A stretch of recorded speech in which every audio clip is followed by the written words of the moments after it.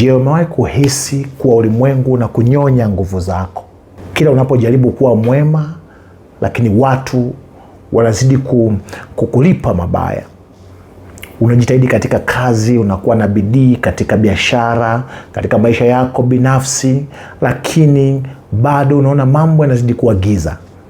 Leo ndani ya Patakatifu Media tunakwenda kuangalia Biblia kama si tu kitabu cha kidini, bali ni manyo au mwongozo wa maisha, tena mwongozo wa maisha ya ushindi katikati ya giza la dunia hii. Nitakuonyesha kwa nini unapaswa kuangaza, kwa nini unapaswa kuwa nuru katikati ya giza la dunia hii. Na wewe kuwa nuru sio jambo la kikanisani, la kidini, la kusalisali tu hivi. Hapana. Wewe kuwa nuru katikati ya giza au kuwa mwanga katikati ya giza ni siri pekee ambayo itakufanya ufanikiwe katikati ya watu waliojaa hila ndani ya dunia hii. Biblia ndio kitabu pekee chenye suluhisho la kila giza katika dunia hii. Na Mungu anaelezwa ndani ya Biblia ndiye Mungu mwenye nguvu kuliko miungu yote. Tunakwenda kuangalia jambo ambalo liliwahi kuzungumzwa zamani. Isaya 60 mstari wa 1 na wa 2, ondoka uangaze, kwa kuwa nuru yako imekujia na utukufu wa Bwana umekuzukia. Maana tazama, sikiliza vizuri hapa, maana tazama, giza litaifunika dunia na giza kuu litazifunika kabila za watu, bali Bwana atakuzukia wewe na utukufu wake utaonekana juu yako. Leo hatuendi kuongelea giza ambalo limefunika kabila za watu, Wanyakyusa, Wasukuma, Wazungu, Waarabu, wa China, wa Venezuela na watu wa Caribbean, watu kila namna. Tunakwenda kuangalia kwa kina jinsi ya Bwana anavyoweza kukuzukia wewe katikati ya giza linalotesa watu wa kila kabila, lugha na jamii na jamaa, ili uweze kuwa na manufaa sasa na kwa ajili ya uzima wako wa milele. Kwa somo hili litakufaa sana. Ni somo la muhimu sana. Baba, nakushukuru kwa ajili ya somo hili. Sasa ninaomba roho wa maarifa, roho wa ujuzi, roho wa upambanuzi na nguvu ya kutekeleza haya ambayo tunakwenda kujifunza ikawe juu yangu na juu ya mtoto wako anayefuatilia habari hizi njema, katika jina la Yesu Kristo, amen. Somo letu limegawanyika katika vipengele 4. Na vipengele 4 vinaunda kitu tunachokiita mbinu za kushinda giza la maisha. Narudia, somo letu limegawanyika katika vipengele 4, lakini vipengele hivi 4 ukivijumuisha unapata kitu kimoja ambacho tunakiita mbinu za kushinda giza la maisha. Na katika mwongozo wetu huu wa kujifunza maandiko matakatifu tunajifunza kitabu cha Wafilipi na Wakolosai, na leo somo hili linakwenda kujikita. Hizi mbinu hizi tunazitoa kwenye kitabu cha Wafilipi 2 mstari wa 12 mpaka mwisho wa 30. Kuna siri nzito sana ambazo zinakwenda kukubariki sana. Sasa pointi ya kwanza, mbinu ya kwanza ni ushirikiano wa nguvu. Ushirikiano wa nguvu. Inamaanisha nini ushirikiano wa nguvu? Inamaanisha hivi, swali, kwa nini juhudi zako peke yake hazitoshi? Unahitaji nguvu ya ziada ya kushirikiana nayo ili uweze kushinda kila giza la dunia hii. Kitabu cha Wafilipi 2 mstari wa 12 na 13. Basi wapendwa wangu, kama vile mlivyotii siku zote, si wakati mimi nilipokuwapo tu, bali sasa zaidi sana mimi nisipokuwapo, utimizeni wokovu wenu wenyewe kwa kuogopa na kutetemeka. Sikiliza sasa 13. Maana usipoelewa 13, 12 zaka kuchanganya kidogo. Kwa maana ndiye Mungu atendaye kazi ndani yenu, kutaka kwenu na kutenda kwenu kwa kutimiza kusudi lake jema. Sasa hapa kuna mambo yatakusaidia sana. Watu wengi wanahangaika na kusoma vitabu vinaitwa self help books, vitabu vya kujisaidia kimaisha, vya kisaikolojia, vya nini, lakini waone maisha yao yanabadilishwa, wanaishia kukuta maisha yanazidi kuwa magumu. Kwa nini?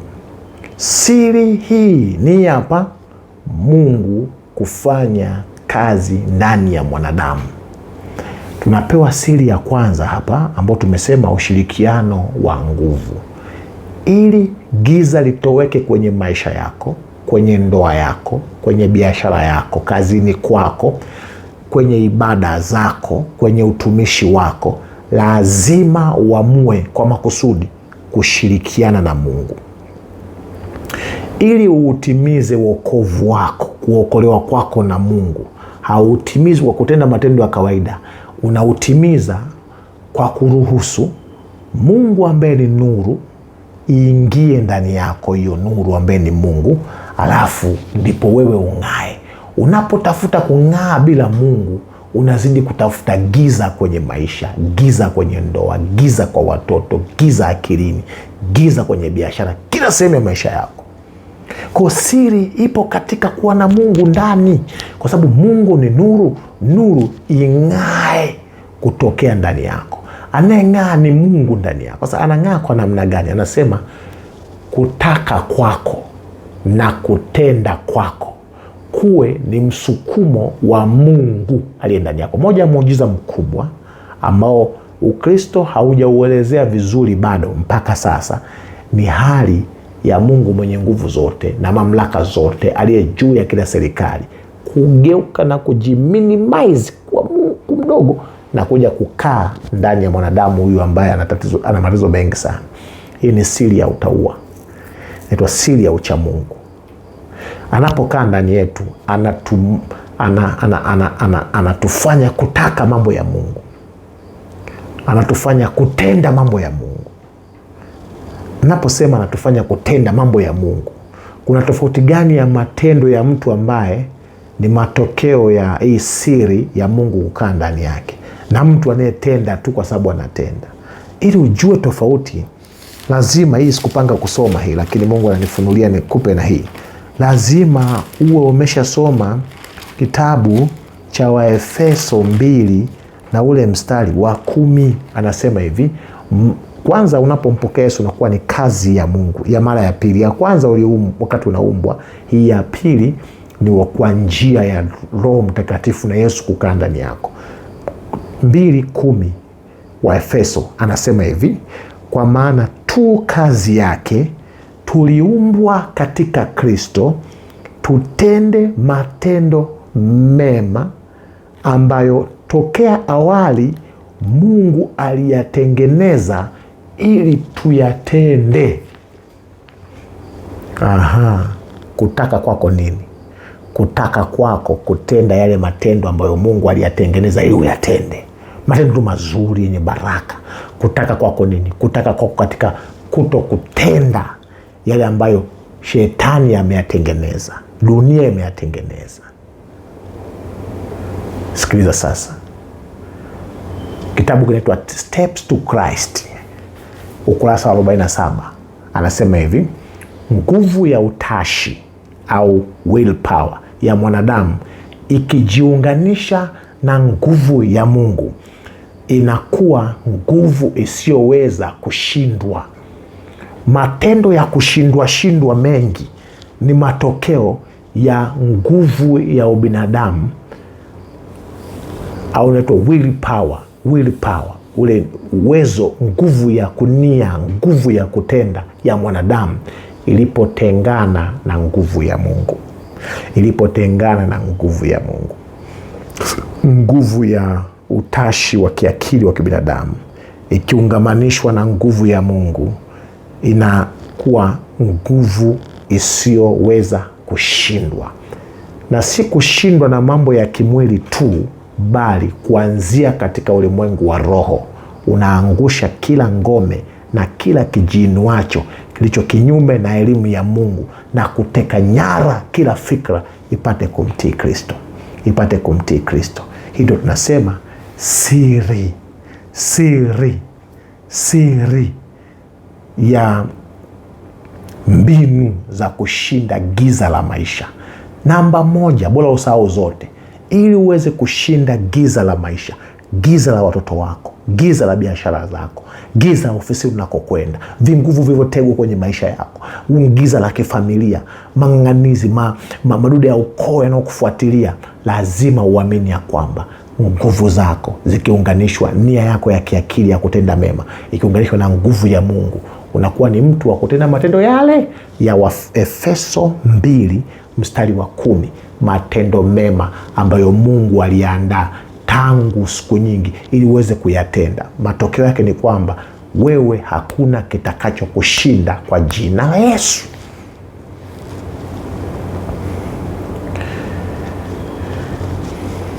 Biblia ni suluhisho kwa sababu inakupa backup ya Mungu.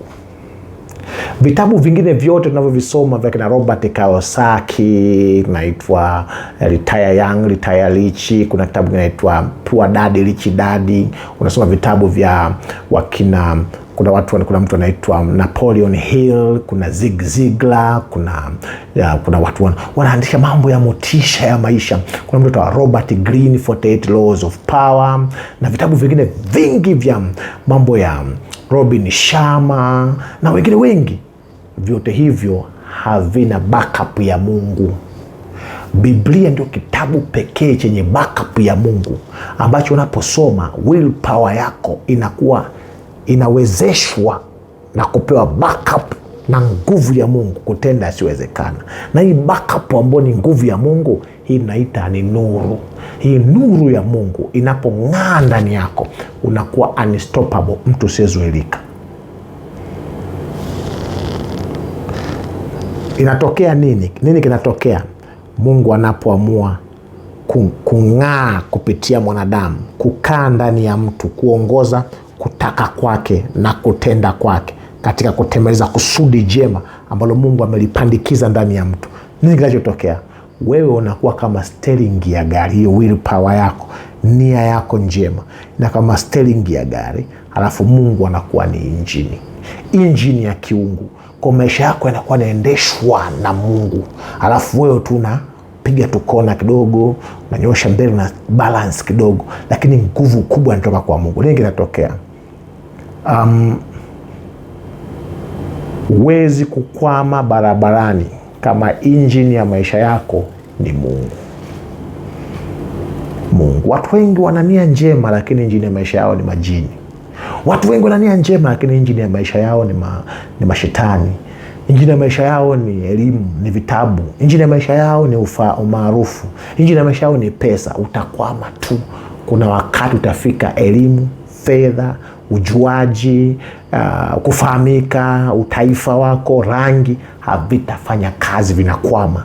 Ni injini ambayo ni Mungu pekee, ambaye utaamua kushirikiana naye na kufungamana naye, ndiye ambaye ataweza kusukuma na kuvusha katika barabara zote za maisha. Hata barabara maarufu ya kitabu cha Zaburi 23, mabonde ya uvuli wa mauti, gongo lake na fimbo yake itakuongoza. Pointi ya pili ambayo inakupa mjumuisho wa mbinu za kuishi katika nuru na kulishinda giza la maisha ni kitu kinaitwa sumu ya malalamiko. Lazima ujue mbinu na kanuni za kuishinda sumu ya malalamiko. Na ili ujue siri ya akili ya afya yenye mafanikio ya kimungu, lazima ujue hii inaitwa sumu ya malalamiko na madhara yake na dawa yake, antidote, dawa ya kuondoa hiyo sumu ya malalamiko. Wafilipi 2:14-15 anasema nini? Yatendeni mambo yote pasipo manunguniko wala mashindano, mpate kuwa wana wa Mungu wasio na lawama wala udanganyifu, wasio na ila katikati ya kizazi chenye ukaidi kilichopotoka, ambao kati yao hao mnaonekana kuwa kama mianga katikati ya ulimwengu. Sayansi inasema kulalamika kuna haribu ubongo. Tabia kunungunika, unalalamika, ubongo wako unakuwa dismantled, unaharibika, mifumo yake inaharibika. Sawa, ni wanasayansi. Lakini Biblia leo katika kipengele cha pili cha nguvu itakayosababisha maisha yako yafukuzwe, giza lifukuzwe kwenye maisha yako na nuru ing'ae, kitabu cha Wafilipi 2:13 na 14, tunaambiwa 14 na 15, tunaambiwa tenda yote pasipo manung'uniko. Nikukumbushe, vita vya kwanza kabisa watoto wa Mungu wa Israeli kupigana vilitokea muda mfupi baada ya kuvuka bahari ya Shamu. Walienda vizuri sana, wakaimba nyimbo za ushindi, wimbo wa Musa na mwana kondoo, wimbo wa Farao na mpanda farasi ameanguka. Walipoanza kulalamika tu, kitabu cha Kutoka pale kusoma 17 nafikiri, ndipo maadui zao wakapata nguvu juu yao. Adui namba moja aliyewajaribu hata hawajamkosea chochote anaitwa Waamaleki. Waliwapiga, wakapigana vita. Mpango wa Mungu ulikuwa ni Mungu kuwapigania na wao kutulia ndani ya Mungu. Maana Mungu si yuko ndani yako, yeye anapiga, anatawanya, anaharibu, anavuruga, anapatanisha, anatenda kazi kutaka kwako na kutenda kwako. Lakini sasa hawa watu wakaamua wao kunung'unika, wakadismantle, wakazivunja nguvu za Mungu kwenye maisha yao na wakazipa nguvu za adui, na adui akapigana nao, wakateswa. Lakini achukuliwe Mungu kwa silaha inaitwa maombi. Musa akapanda mlimani, akanyosha mikono juu, huku ameshikwa mkono na Hur, huku ameshikwa na Aaron, wakati Yoshua anapigana kule chini, wakapata ushindi mkubwa. Kwa nini? Nguvu ya maombi. Tunaporudi katika maombi, yana uwezo wa kuturudisha na kutuondolea manung'uniko. Kama unaomba na bado mtu akunung'unika, wewe utakuwa ni mchawi. Wanaoomba hawanung'uniki, maana wanaoomba wanamuona Mungu katika picha kubwa kuliko watu wasioomba. Na ukimwona Mungu katika picha kubwa, manung'uniko na malalamiko yanatoweka. Na mtu akunung'unika, manung'uniko tumejifunza ni sumu. Ni sumu inayozima taa ya maisha, ni sumu inayozima nuru ya maisha.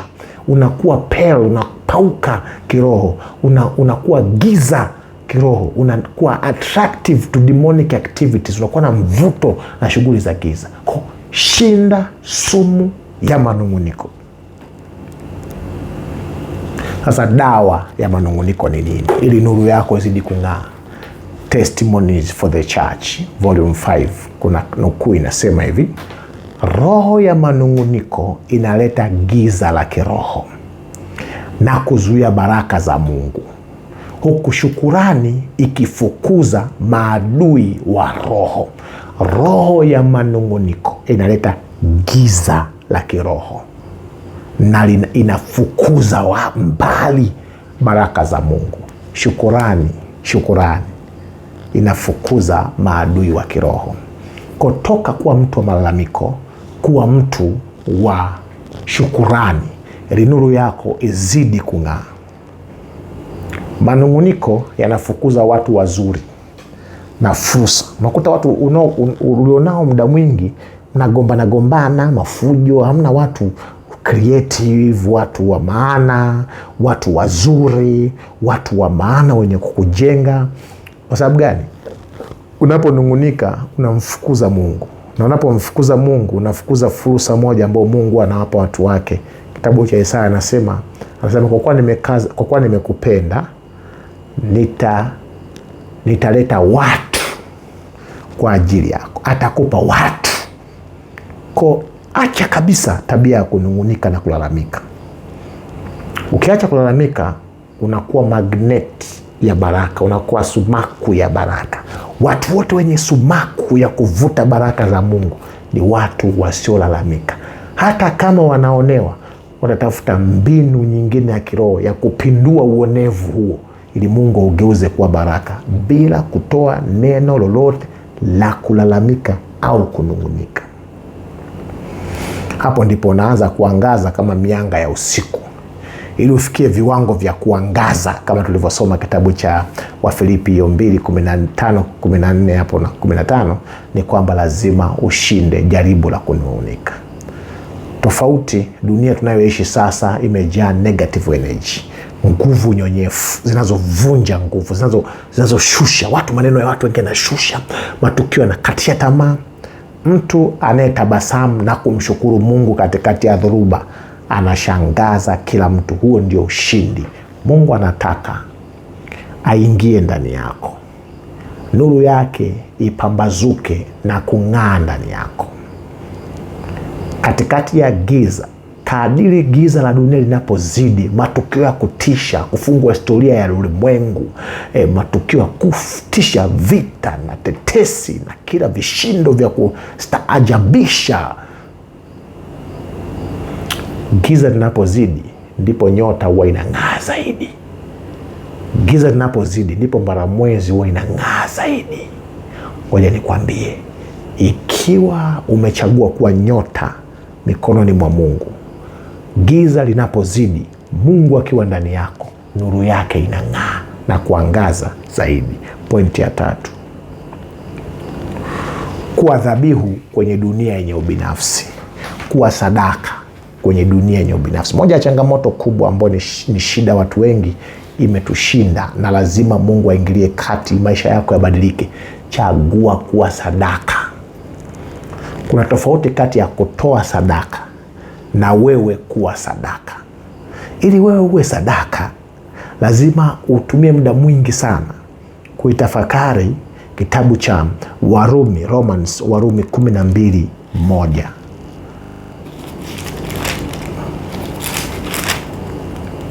Basi ndugu zangu, nawasihi kwa huruma zake Mungu, itoeni miili yenu iwe dhabihu iliyo hai, takatifu na ya kumpendeza Mungu, ndio ibada yenu yenye maana.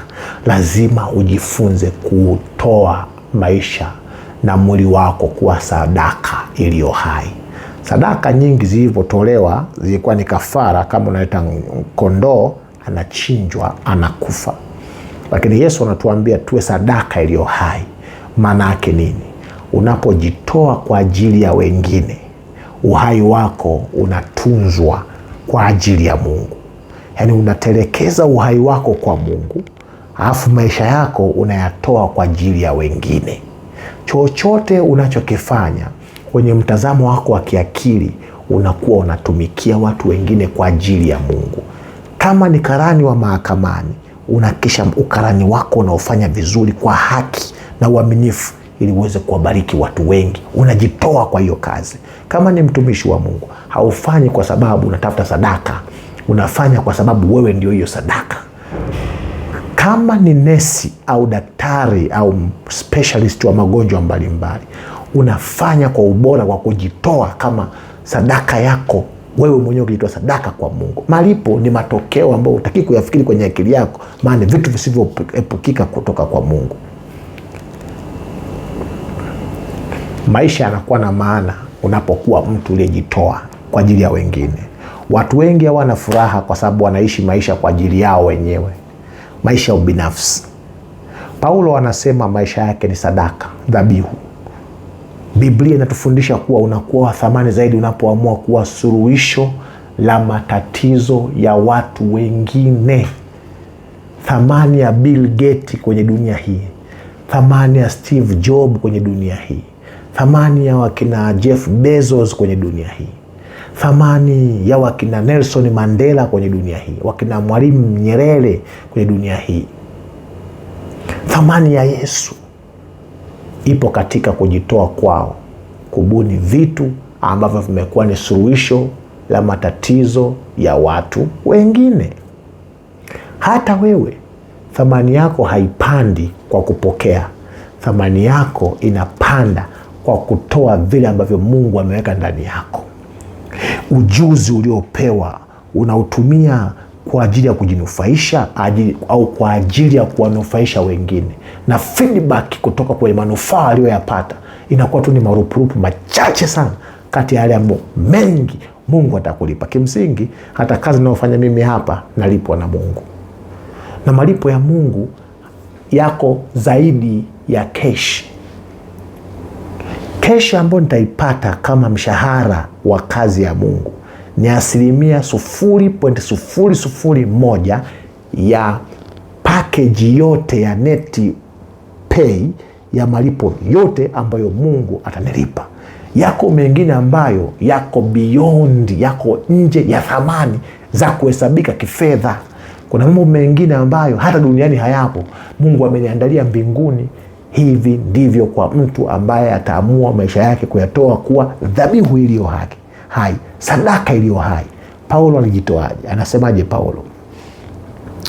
Kitabu cha Wafilipi 2:17 anasema hivi: naam, hata nikimiminwa juu ya dhabihu na ibada ya imani yenu nafurahi, tena nafurahi pamoja nanyi nyote.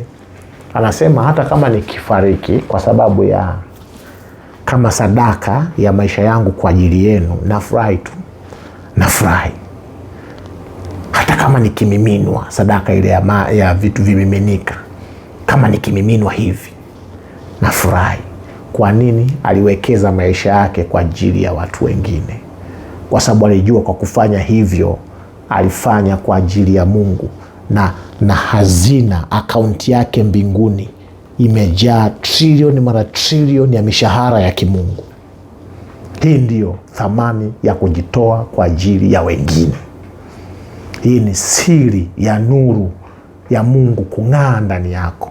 Nuru ya Mungu haiwaki, giza halitaondoka kwenye maisha yako kama utaishi maisha ya kibinafsi bila kuishi maisha na kwa ajili ya watu wengine. Umekuwa ni kiongozi sehemu, umekuwa kiongozi kwa ajili ya watu wengine, welfare, maslahi ya watu wengine. Usimuonee mtu, mtendee wema. Acha watu wamshukuru Mungu kisirisiri kwa ajili ya wewe kuwa hapo. Ukifanya hivyo, mambo yako kule Mungu anayafungulia na baraka zako zinakuwa ni tele kwa ajili yako. Kwa inagusa kila eneo la maisha. Kitabu kinaitwa Christ Object Lessons, ukurasa wa 357. Hakuna anayeweza kuishi maisha kwa ajili yake mwenyewe na akawa na furaha ya kweli. Hakuna mtu anayeweza kuishi maisha ya ubinafsi kwa ajili yake mwenyewe na akaishia kuwa na furaha ya kweli. Ataishia kuwa mzigo na maisha ya uchungu, huzuni na majuto.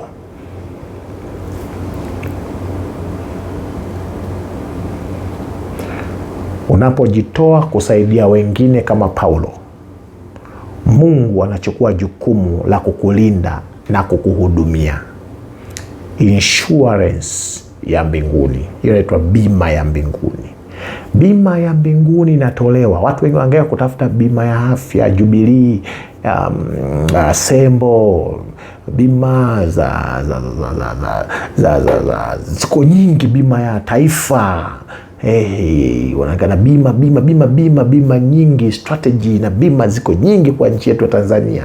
Lakini bima overall, bima ya maisha ambayo Mungu anaitoa ni kwa wale wanaochukua jukumu na kujitoa kuwasaidia wengine, kuyatoa maisha yao kwa ajili ya wengine. Anasema Mungu anachukua jukumu, 1, la kukulinda, 2, la kukuhudumia. Ni raha iliyoje kulindwa na Mungu, kuhudumiwa na Mungu. Kwani usiwe huyu mtu? Kwani usiangalie ni asilimia ngapi ya maisha yako umeitoa kwa Mungu, umeitoa kwa ajili ya watu wengine? Hivi ukipewa taski uifanye ili watu fulani wapate kuhudumiwa, unaifanya nusu, robo au yote? Kama ni mwalimu, ukishika chaki kutoa ujinga kwa watoto, umejitoa kiasi gani huu ujinga utoke? Kama ni kiongozi wa kanisa, umepewa jukumu la kuongoza kondoo wa Bwana katika usafi na ubora, ni kwa asilimia ngapi unajitoa kuhakikisha watu wanastawi na kunawiri katika Bwana? Na mifano mingi ya aina hiyo. Pointi yetu ya mwisho ni mfano wa mashujaa wa kila siku ambao waliishi nuru yao. Na kwa kitabu chetu tunachokijadili ni kitabu cha Wafilipi na Wakolosai. Tunao watu wakubwa wawili ambao wa kwanza anaitwa Timotheo. Huyu ni kijana ambaye alilelewa na mama yake na bibi yake Loisi. Timotheo alikuwa na faida sana kwa Paulo kiasi kwamba katika nyaraka zote hizi mbili anapoanza kuandika, anaanza kuandika kwa kumtaja Timotheo, kana kwamba Timotheo naye ni mwandishi mwenza kwa haya mambo tunayojifunza. Kwa Filipi 1:1, Paulo na Timotheo watumwa wa Kristo Yesu. Wakolosai 1:1, Paulo mtume wa Kristo Yesu kwa mapenzi ya Mungu, na Timotheo ndugu yetu. Hawezi kuacha kumtaja Timotheo popote anapojitaja. Kwa nini amtaje Timotheo? Tuna faida gani kumjua Timotheo? Timotheo ni mtu ambaye nuru ilipoingia ndani yake aliishi. Moja ya kikwazo kinachosababisha giza tuliloliacha liturudie ni kuona aibu kuishi maisha ambayo Mungu amekupa katikati ya watu. Kuishi nusu ya kile ambacho Mungu amekupa. Kuona aibu, kujisikia watu watanionaje, nitaonekana na kiherehere, nitaonekana na kisebengo, na kimbelembele, kujifanya mtu wa Mungu, au nikiwatumikia watu mbona wengine hawafanyi, wataniloga, watanisema vibaya. Jitoe kwa ajili ya kile ambacho Mungu ameweka ndani yako, na thawabu yako itakuwa ni kubwa sana. Moja ya sifa ya hawa watu wawili, Timotheo na Epafrodito, ilikuwa ni uaminifu na uadilifu. Uaminifu wao ulikuwa ndio mtaji wao, ndio nuru iliyong'aa. Je, wewe ni mwaminifu? Je, wewe ni mwadilifu? Timotheo na Epafrodito hawakuwa na vyeo vikubwa. Walikuwa ni watu wa kutegemewa kwa namna ya viwango walivyoviishi. Leo uaminifu ni bidhaa adimu.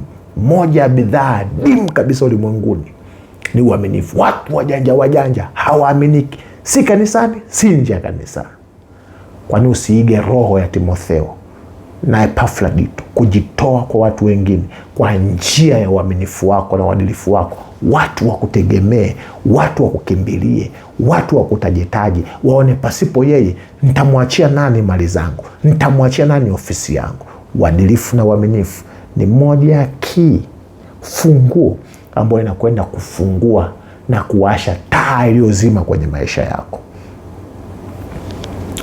Ukionyesha uaminifu kama wa Timotheo, hata wasiomjua Mungu watakuheshimu.